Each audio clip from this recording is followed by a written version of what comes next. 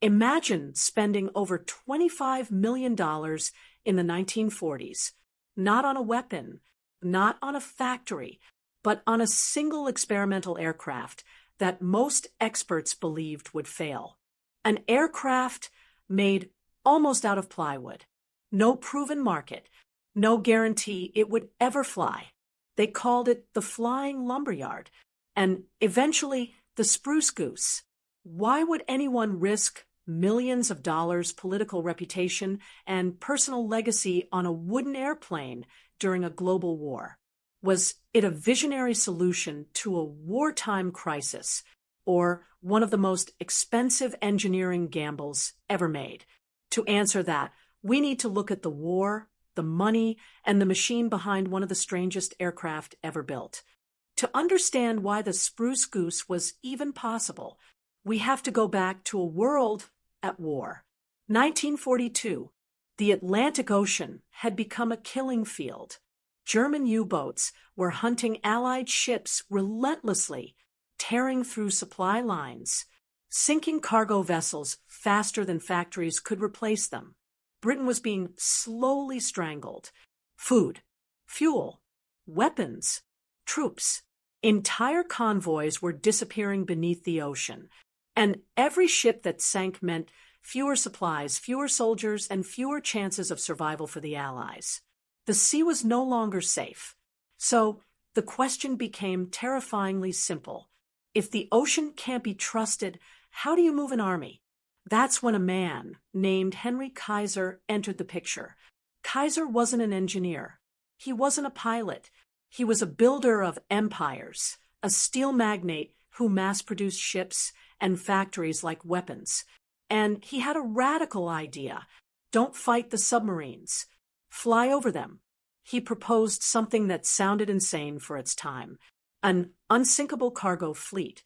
Giant aircraft capable of carrying 750 fully equipped troops in a single flight. Or even more shocking, aircraft powerful enough to transport 2 full-size Sherman tanks through the air. Not ships, not convoys. Flying fortresses of logistics. Machines that would leap over the deadliest waters on Earth. But there was one problem. This machine didn't exist, and it couldn't be built by ordinary engineers. Kaiser needed someone bold enough to attempt the impossible, someone brilliant enough to design it, and reckless enough to believe it could work. So he turned to one man, a man known for genius, obsession, and dangerous ambition.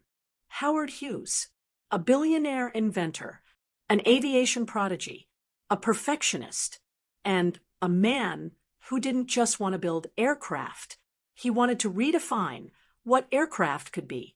When Kaiser brought him the idea, it wasn't just a contract. It was a challenge. Build a machine so large it could replace ships, so powerful it could change the rules of war, and so unprecedented that history would remember it, whether it succeeded or failed. And that is how the most unlikely aircraft in human history began. The idea was bold. The need was urgent, but almost immediately reality struck back. America was at war, and war has rules, especially when it comes to resources. Aluminum and steel were no longer just building materials. They were weapons. Every ounce of metal was being rationed, diverted to fighters, bombers, tanks, and ships already fighting for survival on the front lines. There simply wasn't enough metal left for an experimental aircraft, not one of this size. And that's when the U.S. government made a decision that would define the entire project. No critical war materials. If Hughes and Kaiser wanted their flying cargo ship, they would have to build it without the materials every other aircraft depended on. To many engineers, that should have been the end of the story. But Howard Hughes didn't walk away. He leaned in because Hughes knew something most people didn't want to admit. Wood wasn't weak. In the right hands, layered, bonded, engineered properly, wood could be strong, very strong. He approved a revolutionary construction method using laminated birch and advanced adhesives, a technique called Duramold. It was lightweight, it was flexible, and it didn't require a single sheet of strategic metal. On paper, it worked. In reality, the ridicule was immediate. Newspapers had a field day. A massive aircraft made of wood. During the most technologically intense war in human history, critics laughed, engineers scoffed, politicians whispered that the project had already failed, and the name stuck: the Flying Lumberyard, the Wooden Wonder, and finally, the Spruce Goose, a name meant to mock it, to shrink it, to make it sound foolish. But behind the jokes, something else was happening. The aircraft was growing, larger than anything ever attempted, wing by wing, section by section. Inside enormous hangars, craftsmen worked like shipbuilders, not airplane mechanics. Every curve was perfected, every joint obsessed over. And that obsession came at a cost.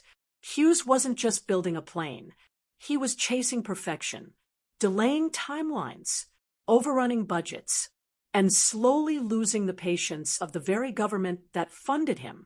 The war was moving faster than the aircraft, and as months turned into years, a terrifying question began to form. What if the war ends before the plane is finished? By the time the aircraft began to take shape, the world had already started to change. The war that demanded the Spruce Goose was moving faster than the machine itself. Convoys became safer, submarine threats weakened, and newer, smaller transport aircraft began doing the job. Imperfectly, but well enough. Then came the moment Hughes had feared most.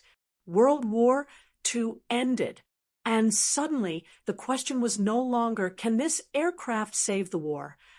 It became, why are we still paying for it? By now, the project had consumed more than $25 million, a staggering sum for a plane that had never flown. Politicians wanted answers, the press wanted a scandal, and critics wanted a head on a spike. Fingers pointed straight at Howard Hughes. Accusations followed quickly: waste, fraud, mismanagement. Some claimed the Spruce Goose was never meant to fly at all, that it was nothing more than an expensive illusion, a way to drain government funds under the cover of patriotism. In 1947, the pressure exploded. Hughes was summoned before a U.S. Senate investigation. The room was hostile. Senators questioned every delay, every dollar, every decision. They mocked the aircraft, mocked its wooden construction, and mocked the idea that it would ever leave the water. But Hughes didn't retreat. He leaned forward, calm, controlled, dangerous. He told them the truth, that the aircraft was not a scam, not a fantasy, and not a failure. He said it wasn't finished yet. And then he made a promise that stunned the room. He would prove it could fly. Not someday, soon. If it failed, Hughes said he would personally accept the blame. His reputation, his fortune, his legacy, all of it was now tied to a single moment that hadn't happened yet. Because at this point, the Spruce Goose was no longer just an aircraft. It was evidence. Evidence that Howard Hughes was either a misunderstood genius or the man behind one of the most expensive engineering disasters in history. There was only one way left to settle the argument. The machine had to leave the water. November 2nd, 1947. There was no ceremony, no countdown, no announcement to the press. The Spruce Goose sat quietly in the water at Long Beach Harbor, looking less like an aircraft and more like a floating accusation. Most people there believed this was just another taxi test, another demonstration that would end with headlines the next morning. Hughes' wooden plane still can't fly. But inside the cockpit, something was different. Howard Hughes was at the controls. Not a test pilot, not an engineer. The man whose name was on every accusation, every budget overrun, every insult. The engines roared to life. 8 massive propellers slicing the air. Water sprayed behind the aircraft as it began to move. Faster, faster. The wings flexed. Observers held their breath. And then, the impossible happened. The Spruce Goose lifted itself out of the water. Not inches, not a hop. It climbed to nearly 70 feet in the air. For almost a mile, the largest aircraft ever built was flying. A wooden giant, airborne. Dock workers froze. Engineers stared. Critics fell silent. In that moment, it didn't matter how long it flew. It mattered that it did. Hughes brought the aircraft back down, gently cutting the engines, returning to the water as calmly as he had taken off. The flight lasted less than 2 minutes, but it was enough. Enough to silence the accusations. Enough to prove the aircraft was real. Enough to secure Hughes' legacy. The Spruce Goose had flown. And with that single flight, the argument was over. But the story wasn't finished yet. The Spruce Goose never flew again. It wasn't scrapped. It wasn't forgotten. It was sealed away, preserved like a question history never fully answered. The final cost, more than $25 million in the 1940s. Today, that would be hundreds of millions. And that's only the money you can count.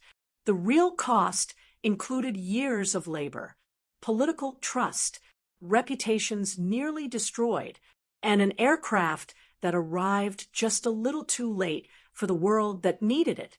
So was it a failure? Maybe. But failures don't usually push the boundaries of engineering. They don't prove skeptics wrong. And they don't fly at all. Even once. The Spruce Goose did.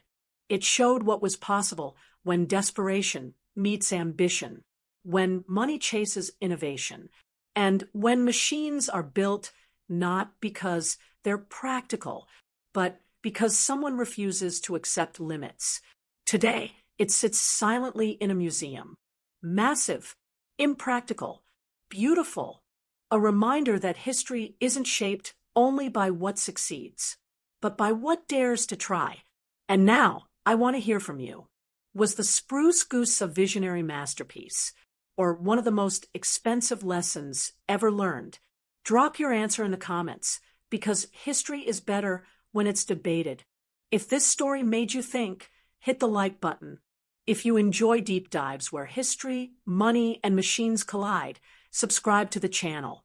And remember, sometimes the most important machines in history aren't the ones that changed the world, but the ones that showed us how far we were willing to go to try.